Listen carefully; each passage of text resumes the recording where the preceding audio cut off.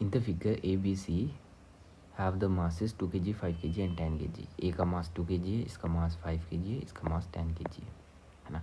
हमें बोला कि हमने एफ फोर्स लगाई, हमने देखो यहाँ पे एफ फोर्स लगाई और हमें एफ की अलग अलग वैल्यूज़ दी हुई हैं। तो हमने करेक्ट ऑप्शंस बताने हैं इसके इन वैल्यूज़ के हिसाब से। तो शुरू में देखो जब हमने एफ फोर्स लगाई तब स्ट्रिंग में क्या है, एक टेंशन प्रोड्यूस होगी जिसको हम टी बोल देते हैं, है ना।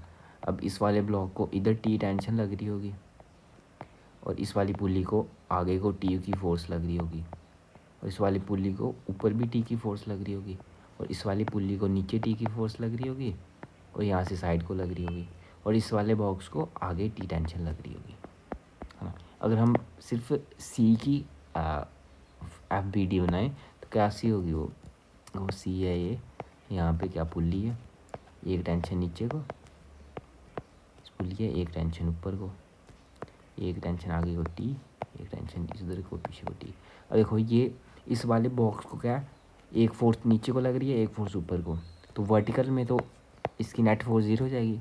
अब हॉरिजॉन्टल में देखते हैं, हॉरिजॉन्टल में एक टेंशन आगे को, एक टेंशन पीछे को, तो हॉरिजॉन्टल में भी इसकी क्या फोर्स 0 हो गई। मतलब एफ की वैल्यू कोई भी हो, हमारे सी पे तो नेट फोर्स 0 ही आ रही है, तो इसलिए सी की एक्सेलरेशन ही होगी, सी मूव ही नहीं करेगा।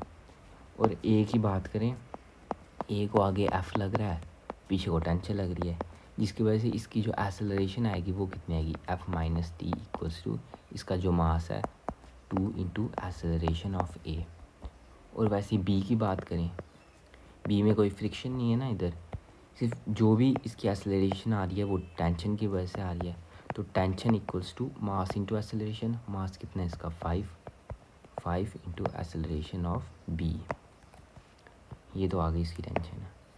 अब देखो ये स्ट्रिंग है ना, जो एक्सेलरेशन ए की होगी वो एक्सेलरेशन इस वाली स्ट्रिंग की भी आगे होगी, वही एक्सेलरेशन इसके नीचे की होगी स्ट्रिंग की, और इस स्ट्रिंग की आगे होगी।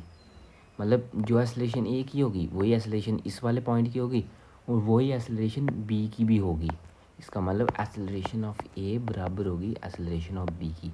क्यों? क्योंकि ये स्ट्रिंग सेम है ना। तो इधर से आएगा, हम इसको लिख लेते हैं, acceleration of B equals to 5 into acceleration of A. तो इन दो को ऐड कर दो आप, 1 + 2 किया हमने, आ गया F equals to 7 into acceleration of A.